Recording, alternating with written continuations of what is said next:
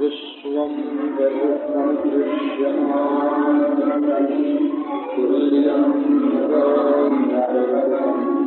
पड़ता है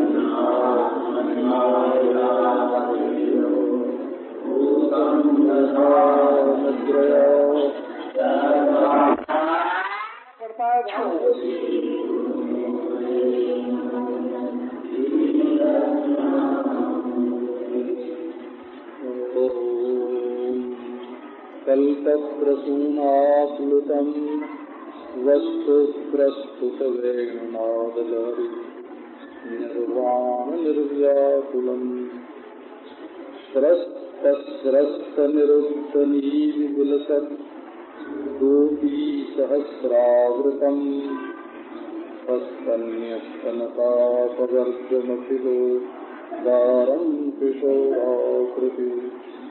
ओम शांति शांति शांति।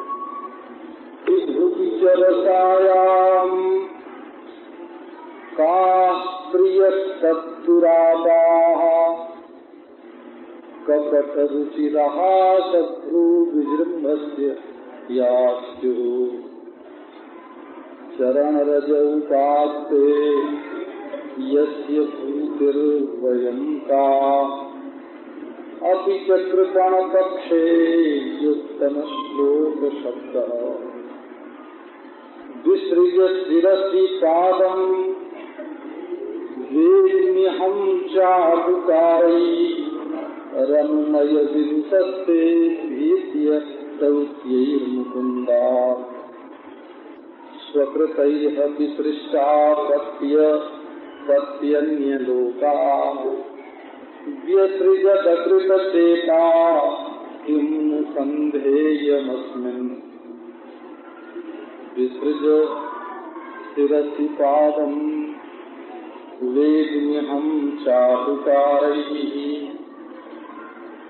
अनुनयविदुषस्ते ह्येष्य दौत्यैर्मुकुन्दात् स्वकृतैः विसृष्टा पत्यन्यलोका व्यसृजदकृतचेता किं नु सन्धेयमस्मिन्। कोई लोग जब अपने प्रियतम के बारे में चर्चा करने लगते हैं तो ऐश्वर्य का जो आवरण है वो भंग हो जाता है। ऐश्वर्य माने बड़प्पन। जहाँ प्रेम में ऐश्वर्य की दृष्टि बनी रहती है कि ये बड़े हैं, ये बड़े हैं, ये बड़े हैं, वहाँ संकोच बना रहता है। और जहाँ संकोच बना रहता है वहाँ दिल खुलता नहीं, न किसी का नियंत्रण करता है, न किसी को मारता है। सारी बात आ गई ना उसमें। ब्रह्म माया की उपाधि से ईश्वर है और वस्तुतः ईश्वर नहीं है। तब क्या हुआ? ये अद्वैत वेदांती ऐसे बोलते हैं, माया की उपाधि से ब्रह्म ईश्वर है। तो इसका अर्थ ये हुआ कि न तो ब्रह्म ने सृष्टि बनाई, न तो इसका पालन पोषण करता, न तो इसका नियंता है, न तो संहार करता है, न तो ब्रह्म में सृष्टि लीन होती है, ये तो माया की उपाधि से ब्रह्म में ये सब कल्पित है। तो ब्रह्म में भी ऐश्वर्य नहीं। तो ये जो ऐश्वर्य रहित ब्रह्म है उसको भक्त लोग मधुर ब्रह्म कहते हैं। हाँ, ये मधुर ब्रह्म है, मीठा ब्रह्म है। ब्रह्म डरने के लिए नहीं है, ब्रह्म प्रेम करने के लिए। परमात्मा से डरो मत, परमात्मा से पापी लोग डरते हैं। प्रेमी लोग डरते नहीं हैं, प्रेमी लोग प्रेम करते हैं। अच्छा, तो प्रेम की जो ऊंची स्थिति है उसमें मालिकाना हक किसी का नहीं होता, न प्रेमी का और न तो प्रियतम का। वो तो सुख पहुंचाने के लिए एक दूसरे को सुख पहुंचाने के लिए प्रयत्नशील रहते हैं और उसमें बड़प्पन का भाव नहीं रहता है, न अपने में और न उसमें। क्योंकि बड़प्पन तो एक ऐसी चीज है जो बीच में आने पर या तो उठा के सिंहासन पर बैठा देगी या तो प्रेमी को कुएं में डाल देगी। बड़प्पन का भाव प्रेम में दूर करने वाला होता है, निकट लाने वाला नहीं होता। अच्छा, अब शुरू में कोई श्रद्धालु है, आस्तिक है, भगवान के मार्ग में चलता है, तो वो गुण देख करके प्रेम करता है। इनमें ये गुण है, इनमें ये गुण है, इनमें ये गुण है। हमसे एक आदमी ने कहा कि आप उड़िया बाबा जी से इतना प्रेम क्यों करते हैं? बोले भाई मैंने तो कभी हिसाब किताब नहीं लगाया है, लेकिन हिंदू धर्म के अनुसार अब उनके साथ फंस गए हैं और हिंदू धर्म में तलाक तो होता नहीं।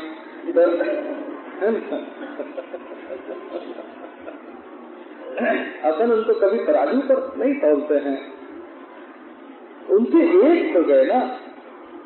जो चीज बेचने खरीदने की होती है सो तराजू पर तौली जाती है, जिसको न बेचना है न खरीदना है तो उसको कसौटी पर क्यों घिसना? तो अपनी चीज प्रभाव प्रेम के राज्य में करें।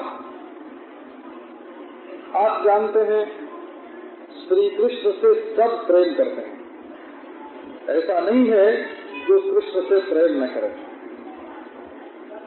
एक बार काली नाग ही देखता है तो उसके दिल में धुकधुकी उठती है, यहाँ इतना प्यारा प्यारा ये श्याम सुंदर किशोर, मैं इसके शरीर में दसूं कैसे? वर्णन किया है वहाँ सुखदेव जी महाराज ने। इतने सुकुमार शरीर है, इतना सुकुमार शरीर है श्री कृष्ण का कि एक बार काली नाग देखते ही रह गया। तो गोपियां कहती हैं कि देखो जी, मथुरा की बात तो जो है तो है, हम तो कहती हैं कि 3 लोक में ऐसी कोई स्त्री नहीं है जो श्री कृष्ण के लिए दुर्लभ हो। स्त्री के लिए श्री कृष्ण दुर्लभ है, परंतु श्री कृष्ण के लिए स्त्री दुर्लभ नहीं है। ऐसा ये दुराप शब्द जो है ना, स्वयं राधा रानी कहती हैं कि श्री कृष्ण दुर्लभ है। दुराप जनवर्तिनी रतिरपत्रपायसी गुरु विषवर्षणैर्मतिरतीव दौस्त्यं गता बपुः परवसं जनुः परमिदं कुलीनान्वये न जीवति तथापि किं परम दुर्मरोऽयं जनः। श्री राधा रानी कहते हैं कि हमारा प्रेम हो गया दुर्लभ से। दुराप जनवर्तिनी रति, प्रेम तो फंस गया दुर्लभ से, और अपत्रता भूयसी, मन में लज्जा बढ़ी है। और इधर घर में गुरु विषवर्षणैर मतिरतीव दौस्त्यं गता, गुरुजन जो हर समय जहर उगलते रहते हैं, इससे दिमाग चकरा रहा। बपुः परवशम, शरीर पराधीन है, दूसरे के अधीन है। जनुः परमिदं कुलीनान्वये, और जन्म बड़े उत्तम वंश में हुआ है। न जीवति तथापि किं परम दुर्मरोऽयं जनः, फिर भी क्या मैं जी नहीं रही हूँ? सचमुच मेरी मृत्यु भी दुर्लभ, मरना भी मेरे लिए कठिन है। तो श्री कृष्ण तो सबके लिए दुर्लभ है, परंतु श्री कृष्ण के लिए दुर्लभ कोई नहीं है। का स्त्रिया तद दुरावा, दुर्लभ है। बोले तो कौन सी स्त्री? विभूविचरसायाम का प्रिय सत्सुरापा। दीदी माने स्वर्ग में हो, भूवि माने धरती पर, और रसा माने पाताल में।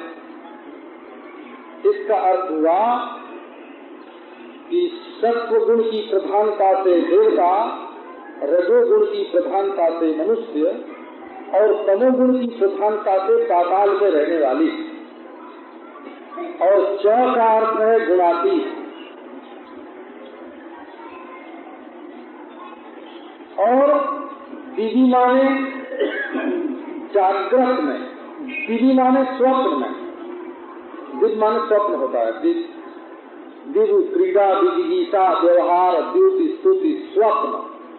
दिवी माने स्वप्नावस्था में, भूवि च माने जागृत अवस्था में, और रसा माने जिसमें सब लीन हो जाता है सुषुप्ति दशा में, और च माने तुरीया दशा में। ऐसी कौन सी वृत्ति है जो श्री कृष्ण के लिए दुर्लभ हो? सब में वो अधिष्ठान रूप से, सत्ता स्फूर्तिदाता के रूप से अनुस्यूत है, उनके बिना तो कोई वृत्ति नहीं है। तो वृत्तियों के लिए ब्रह्म दुर्लभ भले हो गए, ब्रह्म के लिए कोई वृत्ति दुर्लभ नहीं है। विभूविचरसायाम का प्रिय सद्दुरापा। दीदी लम्बे लक्ष्मी आदि है ना, और भूवि में गोपियां, और रसा में नागपत्नियां, तमोगुण में भीली में, रजोगुण में लक्ष्मी, और सत्वगुण में बड़े बड़े ऋषि महर्षि जो गोपी बन के आए हैं, श्री कृष्ण को देख करके मुग्ध हो गए हैं। वो वर्णन आता है उपनिषद में कि जब रामचंद्र भगवान वन में गए थे तो उनको देख करके बड़े बड़े जटाधारी, बड़े बड़े दाढ़ी वाले, जिनकी सफेद दाढ़ी गुर्रियां पड़ी हुई, हजारों बरस से तपस्या करने वाले, उनके मन में आया कि यदि हम स्त्री होते तो राम से ब्याह करते। राम भगवान को हंसी आ गई हो, बोले कि इस अवतार में तो मैं केवल एक ब्याह करूंगा, ये नियम है। अगले अवतार में, कृष्ण अवतार में आना तुम लोग। तो वहाँ श्रुतियां भी अवतार धारण करके आई हुई हैं, वो ऋषि हैं, श्रुति हैं, ये सात्विक हैं। साधन सिद्ध जो हैं तो वो गोपी हैं, मनुष्य, और रसा जो पाताल की हैं वो भी कोई विलीन होकर, कोई पुलिंदिनी होकर के आई हैं। तो श्री कृष्ण के लिए कोई दुर्लभ नहीं है। तो इसलिए हमारी क्या जरूरत है उनको? तो बोले नहीं नहीं, तुम लोग बस जैसी खुद हो वैसी दूसरे को समझती हो, बात दिया माना। और इन्हें नहीं कहा हो अनिष्टाशंकीनी बंधु हृदयानि भवंती। गोपी के हृदय में स्वयं ये बात आई कि भौरा कहीं ये कह दे, ये मुंह पर हर समय गुनगुनाता रहता है, और ये बोल दे कि देवी तुम्हारे मन में जो कुछ है तो है, और वैसी तुम सारी दुनिया को समझती हो, ऐसा कह दे तो बोले कि सो बात नहीं है बाबा। कपट रुचि रहा विजृंभस्य या कपट पूर्ण किंतु रुचिर, हंसी और भूभंग जिनके साथ लगे हुए हैं, भव है मटका मटका कर प्रेम भरी चितवन से जब देखते हैं तो उसकी रुचिरता के सामने कोई टिक नहीं सकता सृष्टि में। ये स्त्री शब्द का माटी वाले जो है ना, माटी में लगे हुए, वो लोग माटी समझते हैं बोला, और जो लोग माटी से ऊपर उठ जाते हैं, ये तो केवल ढांचा है ना हो ये शरीर, तो इसको तो संसारी लोग कीमती मानते हैं। स्त्री कौन है? चित्त की जो वृत्ति है ना, चाहे शरीर पुरुष का हो चाहे शरीर स्त्री का हो, उसमें जो वृत्ति है वही स्त्री है। तो अगर हृदय में आकर के एक बार हृदय के सिंहासन पर खड़े हो करके वो कपटी और सबकी रुचि खींचने वाली मुस्कान और भूभंग से देख ले तो फिर वृत्ति संसार में क्यों जाए। अब बात की तो बात ही है। चरण रजौ पास्ते यस्य भूतिर्भयं का। सुना में भाव की सृष्टि दूसरी होती है और तत्व दूसरा होता है। भाव की बात जब करते हो जब उसमें तत्व को नहीं मिलाते, वो तो आत्मा और ब्रह्म की एक था। केवल तत्वमस्यादि महावाक्य जन्य है। तत्वमस्यादि महावाक्य से ऐक्य संपन्न, ऐक्य का बोध हुआ, अविद्या की निवृत्ति हुई, एक ही एक है, वहाँ कुछ करना धरना नहीं है। और भाव जो है वो तो अपने हृदय में बनाना पड़ता है। देखो मनुष्य सब है पर अपना पति एक है। स्त्री के मन में ये बात है कि नहीं है? तो मनुष्यत्व जो है वो भौतिक चीज है, मनुष्य एक भौतिक वस्तु है। और पतित्व जो है वो भौतिक नहीं है, पतित्व हार्दिक है। इसी प्रकार तत्व तो सब है ना, ब्रह्म तत्व तो सब है, पर उसमें जो श्री कृष्ण का पतित्व है वो भावजन्य है। अब देखो, अगर तुम्हारा कोई संबंध है सृष्टि में किसी से, तो संबंध भाव में होता है। और व्यक्ति जो होते हैं वो धरती पर होते हैं, पंचभूत के बने हुए होते हैं। अब भगवान के साथ तुम्हारा संबंध कैसा? ये भक्ति की बड़ी विलक्षण बात है। इसको केवल लेती लेती करने से नहीं समझा जा सकता। ये तो जीवन का निर्माण है। मीराबाई वृंदावन में गई ना जीव गोस्वामी के पास। जीव गोस्वामी की टीका है वो भागवत। जीव गोस्वामी ने कह दिया हम स्त्रियों से नहीं मिलते। मीराबाई ने कहा कि भाई वृंदावन में एक पुरुषोत्तम श्री कृष्ण पुरुष है, ये दूसरा जीव कहाँ से पुरुष आ गया? जीव नाम था ना, जीव पुरुष नहीं हुआ करता। ये तो वृत्तियों का पुंज बटोर करके एक झूठा अभिमान धारण करके जीव बैठा हुआ है। ये तो स्त्री है। नारायण कहो। जीव गोस्वामी जब बाहर आ गए और मीराबाई से मिले तो ये जो हम लोगों की चित्त वृत्तियां हैं, सात्विक, राजस, तामस, जागृत, स्वप्न, सुषुप्ति, ये सब का दुरापा कौन सी ऐसी वृत्ति है जिसमें श्री कृष्ण प्रवेश किए हुए नहीं? बिना उनके किस वृत्ति को सत्ता स्फूर्ति मिल रही है? कौन वृत्ति चमक रही है? कौन रंगीन हो रही है? बिना उनके कौन है? उनके लिए दुर्लभ कोई नहीं है।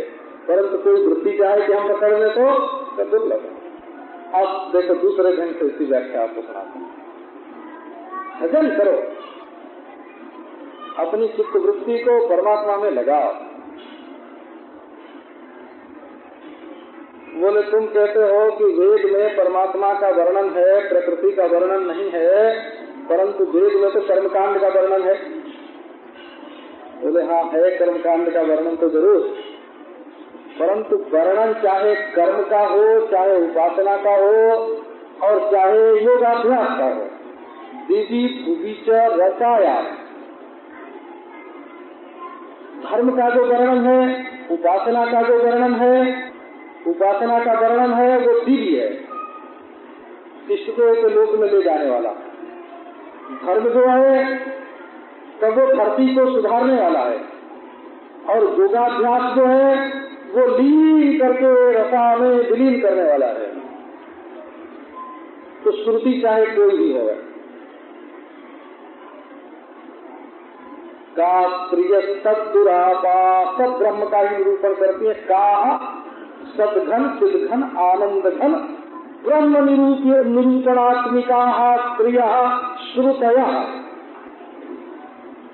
सदुरापा, जा दुरापा का जो परम तात्पर्य के रूप में श्री कृष्ण का ही प्रतिपादन नहीं करते हैं, परम ब्रह्म परमात्मा का ही प्रतिपादन नहीं करती हैं, वो कौन सी है?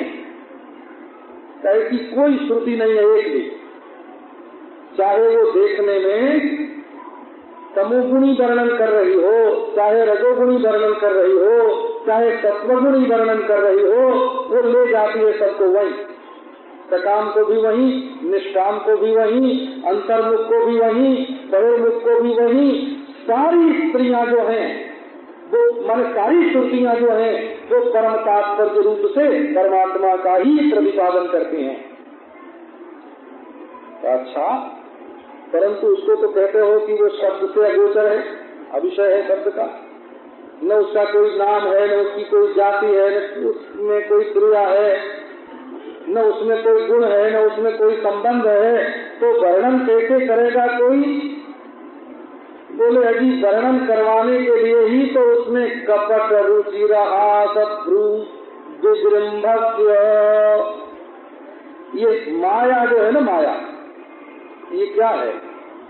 ये हास है, हासो धनोन्माद करीत माया।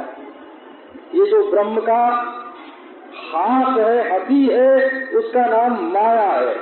और ये जो पांच भौतिक जगत है ये क्या है? कभ्रू विजृंभ है।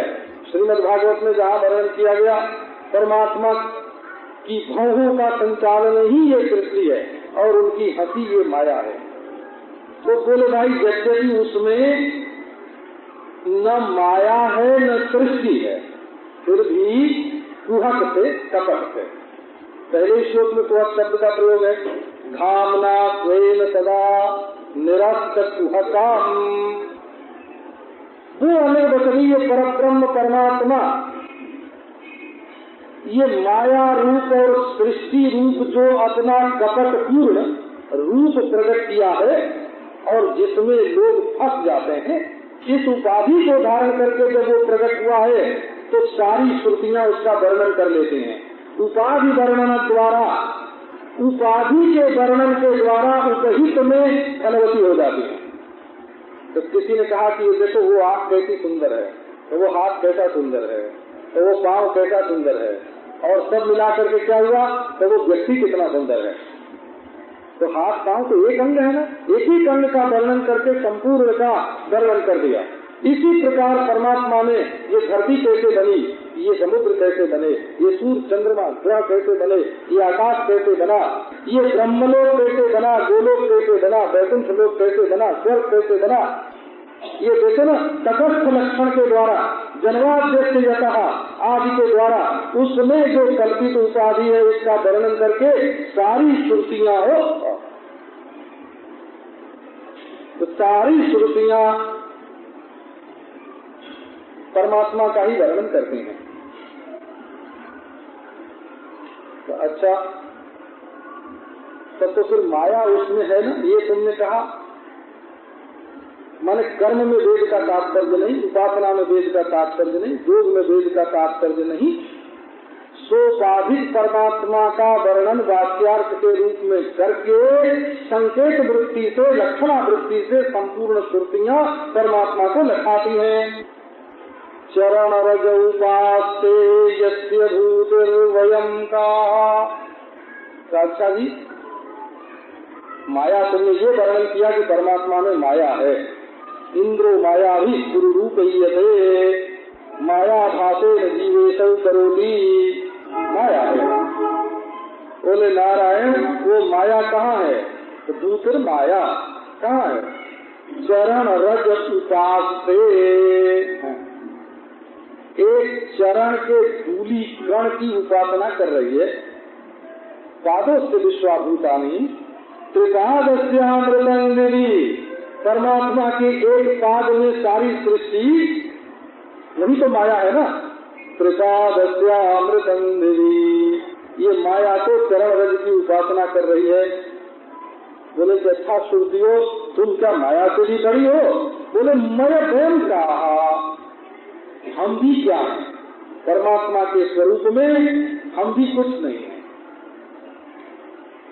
लेकिन तुम बोलती तो हो नहीं, अदतले नहीं हो प्रोभाषा। हम कहते हैं कि बोल के वर्णन नहीं किया जा सकता, यद वाचा न भूदिका, वाणी से परमात्मा का वर्णन होता ही नहीं। हम भी कुछ नहीं है, हम वाणी का निषेध करके परमात्मा का वर्णन करते हैं। अच्छा तब बोलती क्यों हो, क्यों वर्णन करती हो? कापि च कृपण पक्षे युक्तम श्लोक शब्द। माया गरीबों पर दया नहीं करती और श्रुति जो है वो संसारी गरीबों पर दया करती है। तो अपि च कृपण पक्षे, ये संसार के जो लोग अज्ञानी हैं, संसार के माया मोह में फंसे हुए हैं, उन पर पक्षपात करके हम लोग उत्तम शब्दित करती हैं।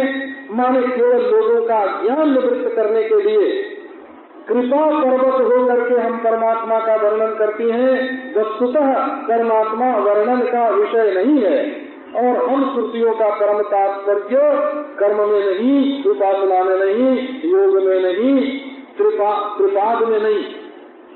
ये जो त्रिपाद दो तरह से वर्णन है शास्त्र में, एक तो परमात्मा चतुष्पाद है और उसमें 3 पाद संसार है और एक पाद शुद्ध है, और दूसरा वर्णन है कि परमात्मा चतुष्पाद है परंतु एक पाद में सृष्टि है और 3 पाद शुद्ध है। तो जब कल्पित ही पाद है तो चाहे ऐसे बोलो चाहे वैसे बोलो, कहने का तो मतलब ये है कि सृष्टि जो है वो कल्पित है। तो फिर बोलते क्यों हो?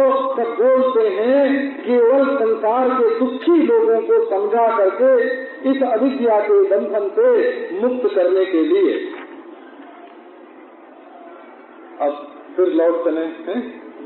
विसृज शिरसितारं वेद्म्यहं चापुकारैः अनुनय विदुषस्ते भेद्य दौत्यैर्मुकुन्दात् स्वकृतैः विसृष्टा पत्यन्यलोकाः व्यसृजदकृतचेताः किं नु सन्धेयमस्मिन्। भौरा बेचारा गुनगुनाता हुआ गिर पड़ा चरणों पर, नीचे आ गया हो। राधा रानी का ध्यान करो। क्या बढ़िया रूप है। जो राधा रानी के भक्त होते हैं ना, वो कृष्ण का ध्यान करना पसंद नहीं करते हैं। आपको मालूम है कि नहीं? ऐसे भक्त होते हैं राधा रानी के, वो कहते हैं हम राधा रानी के भक्त होंगे तो श्री कृष्ण अपने आप हमारे पास आएंगे। अलम विषयवार्तया नरक कोटि भक्तया वृथा श्रुति कथाश्रमो बत विधेहि कैवल्यतः परेश भजनोन्मदा यदि शुकादयः किं ततः परन्तु मम राधिका पदरते मनोमज्जतु। अलम विषयवार्तया, संसार की चर्चा मत करो, विषयों की कथा छोड़ो। क्यों? एक बहुत गंदी है। नरक में भी विषय मिलता है, पशु पक्षी को भी विषय मिलता है। कथाओं देख पर एक बार खुर्जा में एक आर्य समाधि सज्जन आए तो वहाँ कहीं गीता की कथा हो रही थी, कहीं भागवत की कथा हो रही थी। तो बोले हम भी कथा करेंगे। तो लोगों ने पूछा कि महाराज आप किसकी कथा करोगे? बोले हम वेद की कथा करेंगे। तो वेद की कथा शुरू हो गई। बोले आओ वेद सुने। अब वो तो दूरात्म पर बता तो वेद में ऐसे विषय का वर्णन है और इतना गंभीर है। विलास के लोगों ने भी वेदों का अर्थ किया है, यहाँ के पंडितों ने भी किया है, पर उसमें फिल्म इतना ज्यादा है, वेदों के शब्द में फिल्म इतना ज्यादा है। बाहरी जो केचुल होती है ना, केचुल इतनी ज्यादा केचुल है उसमें कि उसके भीतर का रहस्य प्राप्त करना बड़ा कठिन होता है। तो आओ वेद की कथा सुने। तो भाई परिश्रम बहुत है। अच्छा आओ कैवल्य मोक्ष के लिए घटाकाश मठाकाश का विवेचन करें। बोले वहाँ कौन कौन रहेगा, कितने लोग रहेंगे जब हमारा मोक्ष होगा? तो बोले वहाँ तो अकेले ही रहना पड़ता है भाई, मोक्ष में तो कोई साथी नहीं देता। न बेटा न बेटी न पति न पत्नी न माँ न बाप। कथा संगी दोस्त कोई प्रिया प्रीतम कोई बोले वहाँ कुछ नहीं रहता मोक्ष में। बोले हाथ जोड़ा कर लगा है। अरे हम सुने में बत विधेयु कैवल्यता, जहाँ हम अकेले होंगे वहाँ किसके साथ हंसेंगे बोलेंगे देखेंगे डर लगता है। तो बोले देखो ना, आओ ईश्वर का भजन करो। सुखदेव जी ईश्वर का भजन करते हैं। बोले परेश भजनोन्मदा यदि सुखादय चिंतता, यदि सुखदेव आदि ईश्वर का भजन करते हैं तो करें। तो बाबा तुम क्या चाहते हो? तो परंतु मम राधिका पदरसे मनोमज्जतु, मेरा मन श्री राधा रानी के चरणारविंद के मकरंद में मेरा मन डूब जाए। जब श्री कृष्ण भ्रमर बन करके आवेंगे उन चरणों में तो अपने आप श्री कृष्ण की प्राप्ति होगी। नारायण ध्यान करते हैं लोग। वो तो राधा सुधा में भी प्रारंभ ही ऐसे होता है। एक दिन श्याम सुंदर वृंदावन में अकेले में खड़े थे। एक हवा का झोंका आया। अरे ये कहाँ से आया? बोले इसमें तो प्यारी जी के शरीर की गंध मालूम पड़ती है, उनके आंचल से हिल करके ये वायु आई है। तो मस्त हो गए। बोले आहा, हम उस दिशा को प्रणाम करते हैं जिसमें राधा रानी रहती हैं। भंवरा महाराज उनके अंग की गंध से अंधा हो करके उनके चरणों पर गिर पड़ा। तो गंध का प्रेमी ऐसा मालूम हुआ कि जैसे वो पांव के नीचे आ गया। झटका दिया। विसृज शिरसि पादम वेद में हम चाटुकारई अनुनय विदुषस्ते भेद्य दौत्यैर्मुकुन्दात्। अरे वो मधुकर वो भ्रमर हठ ये अपने सिर पर जो मेरा पांव उठा लिया तूने, मेरे पांव के नीचे जो तुमने अपना सिर रख लिया, हट छोड़ मेरा पांव। जैसा तेरा साथी कपटी वैसा तू कपटी, जैसे वो झूठ मूठ पांव छूता है वैसे तू भी झूठ मूठ पांव छू रहा है। राधा चरण विलोपित रुचिर शिखंडम हरिम वंदे। भक्त लोग ध्यान करते हैं श्री राधा रानी रूठी हुई हैं और श्याम सुंदर अपने मुकुट के नोक को उनके चरणों में रख करके उनको मना रहे हैं। देहि पद पल्लव अमुदारम है ना, इसमें गीत गोविंद में स्वयं भगवान ने अपने कर कमलों से लिखा है। श्रृंगार रस जो है ना, ये आद्य ब्रह्मानंद सहोदर। चलो गुनगुनाया ठहरा। बोले क्यों गुनगुनाता है? वेग में मैं तुझे पहचानती हूँ, तेरे मित्र को भी पहचानती हूँ। वेग में हम दूसरी गोपियां पहचानती है कि नहीं ये नहीं मालूम। आम वेग में एक वचन कर दिया ना। एक वचन करने का अर्थ है मैं खास तौर से पहचानती हूँ। तो क्यों? तो चाटुकारई अनुनय विदुषस्ते भेद्य दौत्यैर्मुकुन्दात्। तू मुकुंद के पास से आया है ना, बड़ा ठग है वो। मुकुंद शब्द का अर्थ ही ठग कर दिया। मुक्तिम कुत्सिताम ददाति, जो प्रेमियों को बिल्कुल इष्ट नहीं है वो मुक्ति देता है, इसलिए उसका नाम है मुकुंद। मुंह कु और का, तो मुंह माने मुक्ति और कु माने कुत्सिता निंदिता और ददाति। देखो मुक्ति माने समझो ऐसे दो मित्र हैं और दोनों आपस में भुजपात में आबद्ध हैं। एक ने दूसरे को हृदय से लगा रखा है और दोनों ने एक दूसरे को भुजपात से बांध रखा है और दोनों आनंद में सूर है। अब इसमें एक ने कहा हटो हटो हटो छोड़ो। तो क्यों? तब तुमको मुक्ति देते हैं। इतनी देर तक तुम बद्ध थे, अब तुमको मुक्ति देते हैं। नारायण को है ना, ये मुक्ति दी है, ये मुक्ति दी कि ये जो मिलन का जो आनंद था उसको वंचित कर दिया। तो ये मुकुंदा हम पहचानती हैं, लोग तो आते हैं उससे प्रेम करने के लिए, उससे हृदय से लगने के लिए, उसके भुजपास में बंधने के लिए, और वो कहता है जाओ तुमको कैवल्य मुक्ति दी। ये कोई बंधन का हाथ की बात है? तो मुकुंदास उसके यहाँ से तुम आए हो, और वो भी अनुनय विद्वान है और तुम भी अनुनय विदुषस्ते मुकुंदात। अनुनय विदुषा मुकुंदात, अनुनय विदुषस्ते पंचमी भी है और षष्ठी भी है। वो भी अनुनय विनय करने में, चरौरी विनती करने में बड़ा निपुण है, और उसी के पास से आया है तू, तो तू भी चरौरी विनती करने में बड़ा निपुण है। इसलिए चाटुकारी दौत्य ही है ना, खुशामद करने के लिए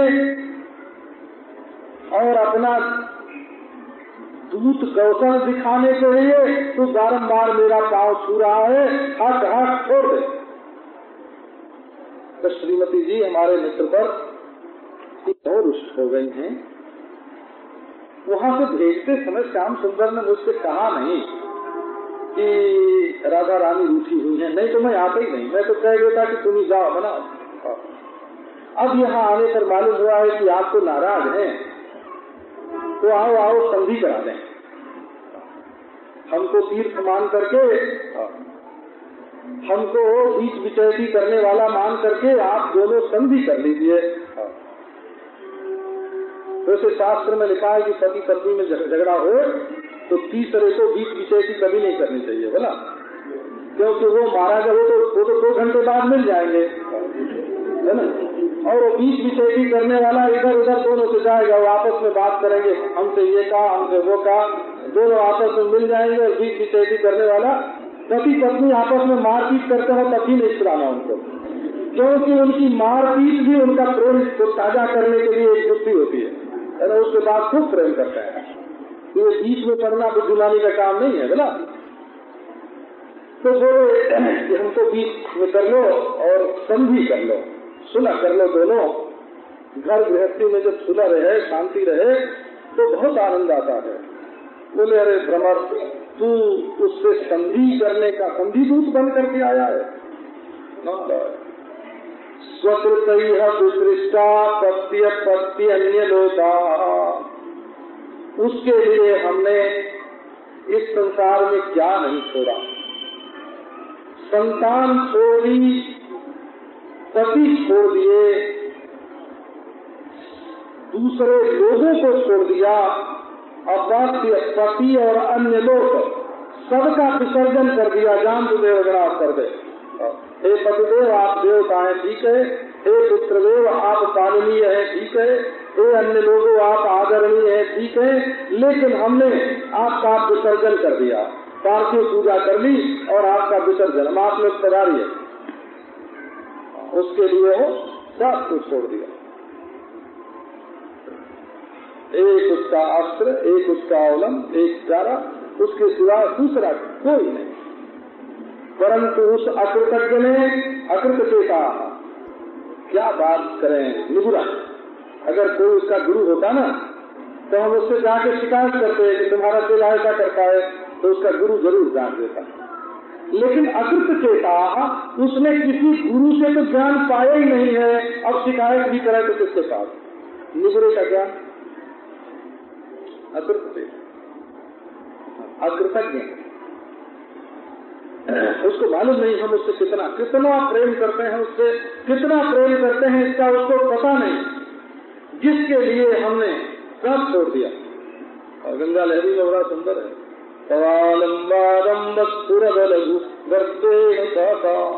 मया सर्वे वज्ञा शरणिमुपनीता सुरगणा। एक तो है इसमें नमंत्रम नो यंत्रम में एक है और एक गंगा लहरी में है, दोनों का भाव बिल्कुल एक तरीका ही है। अब ये हमको याद नहीं कि हमने दोनों में से कौन सा बोलती है। तो इदानी औदास्यम यदि भजति हे रंब जननी निरालंबो लंबोदर जननी संजान शरणम। ऐसे गंगा लहरी में भी इसी से मिलता जुलता एक श्लोक है। तो जिसके लिए हमने सब कुछ छोड़ दिया, तो ये तो एक तरह का एहसान करना हुआ ना कि हमने तुम्हारे लिए छोड़ा तो तुम हमसे प्रेम करो। ये क्या ऊंचा भाव हुआ? ये तो कुछ नहीं, तुमने छोड़ा तो छोड़ने का है ना भार अपने प्यारे पर क्यों लादते हो? ये क्या कोई प्रेम हुआ कि हमने तुम्हारे लिए ये किया, हमने तुम्हारे लिए ये किया? माने दबाव डाल के प्रेम कराना। ये दबाव डाल के प्रेम नहीं दिया जाता है, पता? प्रेम खरीदने की युक्ति दूसरी है। दबाव डालना प्रेम खरीदने की युक्ति नहीं है। तब प्रेम की कीमत नहीं मालूम होती ना लोगों को, ऊट पटांग ढंग से प्रेम प्राप्त करना चाहते हैं। ये दिखाते कि हमने तुम्हारे पांव दबाए तो हमसे प्रेम करो, है ना, हमने तुम्हारी पूजा की तो हमसे प्रेम करो। नारायण, तो ये प्रेम लेने का कोई ढंग है? चले हमने तुम्हारे लिए सब कुछ छोड़ दिया, तो छोड़ दिया, उसमें हमारा क्या हाथ है? हमने कब कहा था कि छोड़ दो? बोले तब गोपियों के प्रेम की, गोपियों के प्रेम का ढंग क्या है? बहुत विचित्र है ये। इनको पता है कि हमारे बिना श्री कृष्ण न तो पेट भर खाते हैं, न नींद भर सोते हैं, न तो उनका मन किसी की ओर देखने का होता है, न तो उनको सुखी करने की युक्ति किसी को मालूम है। कोई ऐसी युक्ति होनी चाहिए कि श्री कृष्ण हमारे पास आ जाए और हमारे बिना जो उनको दुख हो रहा है उस दुख से हम उनको छुड़ाना। तो बोले कि अच्छा ऐसा व्यंग कर दो कि तिल मिलाए उठे वहाँ और एक बार यहाँ आ तो जाए। ये नहीं कि त्याग, अपने त्याग का दबाव डाल के, भार डाल के उनको प्रेमी बनाने का ख्याल नहीं है। एक बार ऐसा व्यंग करो कि श्री कृष्ण वहाँ बैठे बैठे तिल मिला जाए और कह चलो चलो अभी हम चलते हैं। बोले स्वकृत ही है विसृष्टा प्रत्यन्य लोका व्यसृज कृत चेता किम संदेयमस्मिन्। स्वकृत माने उसी के लिए, उसके अपने लिए, उसको सुख पहुँचाने के लिए हमने अपने संतान और अपने पति और अपने दूसरे लोग, स्वर्ग लोक को भी हमने छोड़ दिया और फिर भी उस कृतज्ञ ने हमको छोड़ दिया। अब भ्रमर तुम कहते हो कि उससे संधि करें, हम उससे संधि करने वाले, अब हम उससे संधि के लिए हाथ बढ़ाने वाले नहीं है। वैसे ये राधा कृष्ण हमेशा मिले हुए हैं, वो ये कभी अलग अलग नहीं होते हैं। इनमें कोई वियोग नहीं है, कोई मान नहीं है, कोई भ्रम नहीं है, कोई गलत फहमी नहीं है। गलत फहमी जो है वो गलत फहमी के लिए बढ़िया शब्द हमको दूसरा आ नहीं रहा है ना। ये जो परस्पर एक दूसरे के प्रति जो अविश्वास की भावना है, ये न राधा रानी में है और न कृष्ण में है। वहाँ गलत फहमी नहीं है, भ्रम नहीं है, मान नहीं है, विरह नहीं है, बिल्कुल मिले हुए हैं। लेकिन संसार के लोगों को उनके प्रेम की छाया कैसे प्राप्त हो, इसके लिए ये सब लीला प्रकट की जाती है। ये लीला पढ़ने से, ये सुनने से भगवान के प्रति प्रेम होता है। प्रेम की सृष्टि दूसरी होती है। अब कल इसका भाव